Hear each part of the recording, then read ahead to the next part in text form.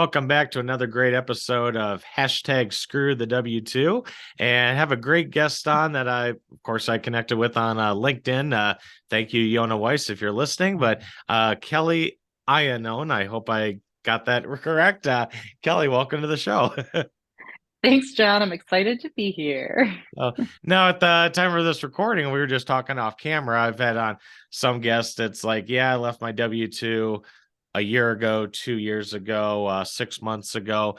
You have a new record because as of this recording, it was 2 weeks. So maybe we'll start off with, can you take us back to what was your W2 job and what was average day like, so to speak? Awesome. Yeah, so I am 2 weeks in barely of not being a nine to fiver, and it's been fantastic thus far. So I'm very excited about continuing to move forward. So I spent 18 years working at the Walt Disney Company in a Wow. Okay. variety of roles. So through my tenure, I was in roles from marketing and sales strategy for our timeshare business. I Oh, did meeting and convention sales for our resorts here at the Walt Disney World Resort. And then I've also been in finance roles supporting our revenue management and analytics, where we basically yield pricing on the hotels of when to open and close discounts and length of stays to approve. And then my okay. latest role was actually in our consumer products, games, and publishing division as a business strategy. Very cool. Wow, I that's almost forgot what my last job was. so yeah. Wow, what happens when you forget or what you forget in 2 weeks time? So now maybe you said you were there obviously almost 2 decades and variety of roles. During that time, was there specific moment of I got to get out of here? Or was there like a series of moments, or what was like the light bulb moment that's like, I don't think I can stay here until I'm retired or dead? I think it was an evolution for me. So Okay. I very much, when I graduated from my undergrad program, I lived in Michigan. I moved to Florida. I always wanted to work for the Walt Disney Company. I wanted to Okay. be an executive with the company. I had a cousin who was an executive with the company. So for me, it was Okay. like, that's what I wanted to do. I didn't come from a family of entrepreneurs. Okay. So this was the traditional path I knew I was taught and what I believed I also wanted to do. Um, and for the good 10 years of that time with the company, I was very much on that path. How do I build a very strong, what I called three-legged stool, getting some sales Mm, experience, finance experience, and strategy experience that would make me a well-rounded executive? okay. And about ten years in, so this was back in 2016, 17 or so, my husband and I, we had finished having children. We've got a 7 and 8 year old. Okay. And we had this kind of epiphany that we weren't saving as much as we wanted to for an ideal retirement. I Ah, wanted to be an executive for the company, but I also didn't want to work till I was 65. sure. So we knew that we needed to take some aggressive steps to kind of increase our savings. And so we made a commitment to live on one income while earning two. And we Okay. went through that phase, and that's how we got into, more real estate.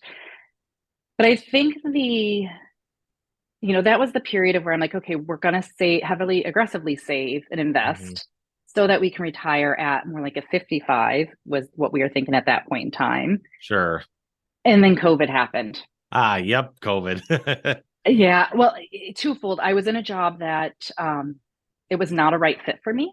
Okay. And COVID had happened and it made a job that wasn't a right fit for me in a very high stressful, high visibility area, quite frankly, turned into a toxic environment Mm, for a lot of people that were at my level. It was okay. pretty consistent that people at my level had a pretty awful experience. Gotcha. And at that point in time, it was the I have to get out of here. How do I save myself? Gotcha. So was it the happiest place on earth at that exact moment, basically? It is a company like any other company, Yeah. and there are happy days and there are not so happy days. Right. Yes. Go from goofy to smiley to grumpy very quickly. Very good. We can throw the seven dwarves in there. Yeah. So now you kind of mentioned the evolutionary, the 2017 time frame of, don't want to work to 65, COVID happened, 2020. Was that when you first started getting into real estate? And then if that was so, did that basically take you, if my math is correct, almost 3 years from, yep, we got to do something different to here I'm out of the rat race? It was a hockey stick. Okay. So in 2017 or so, when my husband and I made that commitment to live on one income while still earning two, Okay. we were collecting money. We were collecting those savings, knowing that real estate was the avenue we wanted to go, because when we looked at the rate of returns and the volatility, it just made Yep. sense to us that we would be able to do more with the money that we had. Okay. But we very slowly entered it. We spent a couple years really educating ourselves, Hmm. getting around like-minded individuals at local meetups in the Orlando area. We converted our prior primary home into a long-term rental. We ended up Oh, doing we did a flip with partners. We invested passively in a real estate syndication, which was when I first learned about what a syndication even was, but I didn't grasp the power of it at that point in time. And then we seriously looked at doing short-term rentals because, again, we are in a great tourist market. right. And so we really looked at doing short-term rentals, but we decided commercial multifamily was where we wanted to go. Mm, That was all really prior to COVID happening. And okay. then as soon as COVID happened, that was the amplifier for us. Okay. And that's when the hockey stick really took off. My husband and I, because again, we were saving money to Right. invest in Yep. real estate. And he was furloughed for 14 months during COVID. And Oh, as some of the IRS rules, we could pull 100,000 out of our 401ks. And okay. again, we realized we could do more with the money in real estate. So we pulled Sure. 100,000 out of our 401ks, and we bought a 6-unit building about 40 minutes away from our house. Oh, wow. Okay. Congrats. Yeah, thank you. And that was because again, at that point in time, it was I got to get out of here. How do we save ourselves? How Yep. do I save myself specifically? It was really me that Exactly. was in this place. And so it was a total gut renovation. We had to have all the residents move out of the property. They shouldn't have been living there anyway. Some of them weren't Mhm. paying. It was during COVID, but Yep. here's the great Where you thing. don't We have had to great pay. where you don't have to pay. Well, I don't think they were paying before COVID, but Yeah. Yep. we were able to get them out within 30-45 days. So fortunately, we didn't have to go through any eviction processes. But then I had two full-time jobs because not Yep. only was I working my job at Disney, the Right. mornings, the evenings, the weekends, sometimes I was working from a coffee shop in the town that this property was at so that I could pop in over the lunch period Right. to oversee the general contractor who was doing the construction on this project. And then from that project, we scaled up into much larger apartment complexes. Okay. Gotcha. Wow. That's yeah. It's always funny when they talk about properties is like, oh well, that's 100% occupied. It's like, well, yeah, it might be 100% occupied, but are they paying or are they like literally just a body in the unit? Totally. One of our large properties, we just sent out the investor update and the occupancy level has dropped. Well, we just acquired it in November. Mm, Occupancy level has dropped and, we included in there why, but I had an yep. investor reach out and go, "Oh, are you concerned about this?" And my answer was no, because these were residents who were delinquent as part of the takeover project Yep. process. We are communicating with them that we will be going through the eviction process and we're starting that process. Right. So they weren't paying anyways. It just Yep. wasn't showing in the physical occupancy yet. Yeah, and it's like, and I know it was interesting. I was just on a what was this, Twitter or Facebook? It was a Facebook group I was on, and someone, yeah, I mean, life happens. I get it, and Yeah. sometimes there are legitimate reasons, like death and divorce or whatever, and someone's like, well, geez, should I really do the eviction? And someone's like, well, how long have they not been paying? It's like, well, it's been 6 months. I'm like, at that point, I don't know what the stats are of someone not paying for 6 months and then all of a sudden catching right back up, but I'm sure it's Yeah. pretty low. So a lot of people are like, it hurts. And yeah, you don't want to be the bad guy, but it's like you're just kind of delaying the inevitable. Start the eviction, get someone that's paying, you know, a month, 2 months. Hey, I've even been there with my rentals, but 6 months, yeah, time to say see you later. And it's costing the property owner money because, Exactly. So, unlike I think common belief, people think that landlords just have a ton of money yep. and are just raking it in. The reality is for the majority of private landlords, is they're reliant on that rent check to pay the mortgage, and then Yeah. they're and then they're keeping a couple $100. Yeah. Yeah. Well, and it, even if it's owned free and clear, you still have insurance, you still have property taxes. And Property. I kind of have to chuckle. I mean, I still look at pro formas every single week, and, I see them dressed up like, oh, we're anticipating whatever, 3, 5, 8% rental appreciation, and the property should appreciate by 3% and yada, yada. And it's like, I've never seen one take into account, well, if the property appreciates, usually the local assessor says, hey, we can get some more money on this. I'm going to jack up your tax rates.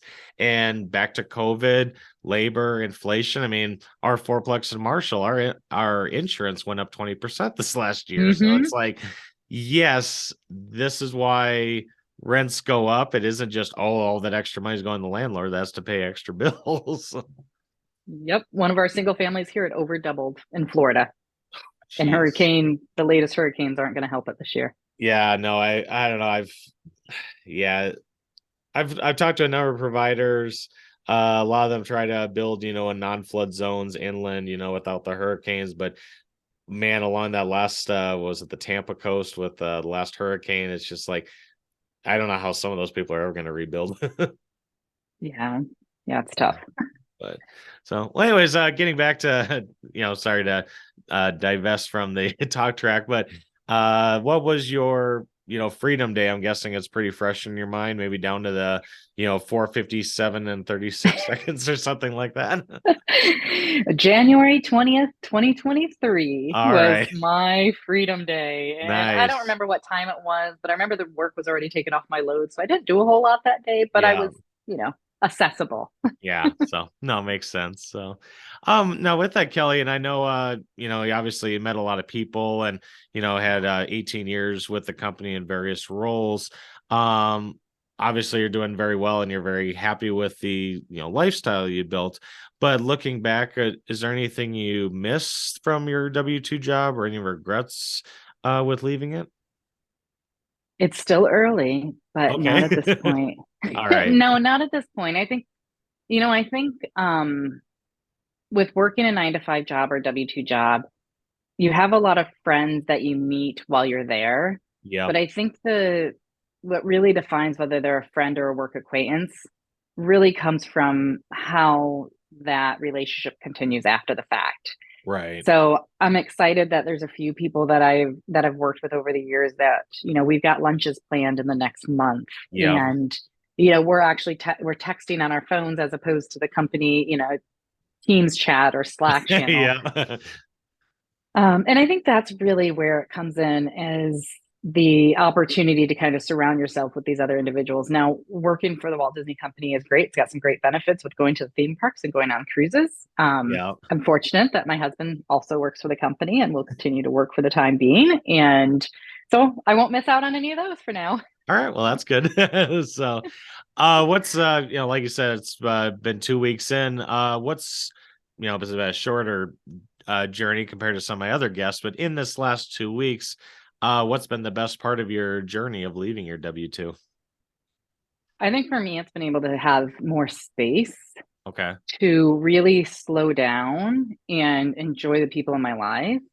So for the last few years, I've easily worked 2 full-time jobs between my Sure. W-2 and real estate. And Right. so I have seen that I've been able to spend more time with my children in the evenings and really be present to help them with their schoolwork. They're young, they're 7 and 8.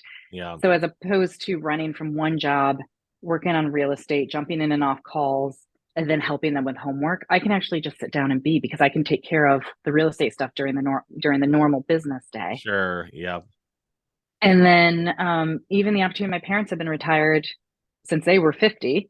Oh And wow. so the first Monday after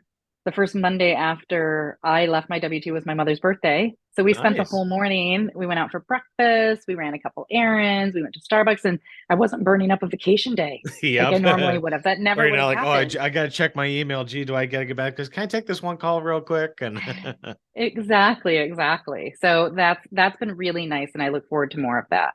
cool. Yeah, no, no, sounds good. And yeah, that's definitely feeling and experience that many of my guests have shared. So, for anyone out there maybe listening to this, like you said, you're uh, uh, had the hockey stick, so to speak, and early in your journey. But anyone out there that's listening maybe can empathize where a toxic work environment, they're not fulfilled in their job, whatever the case may be, but they also just feel stuck. I mean, they hear your story of like, well, I don't have the money to buy a sixplex, I don't have the wherewithal to, do a turnkey or syndication or anything like that. What would be your advice to anyone out there that does feel stuck in their job and they think that's all there is?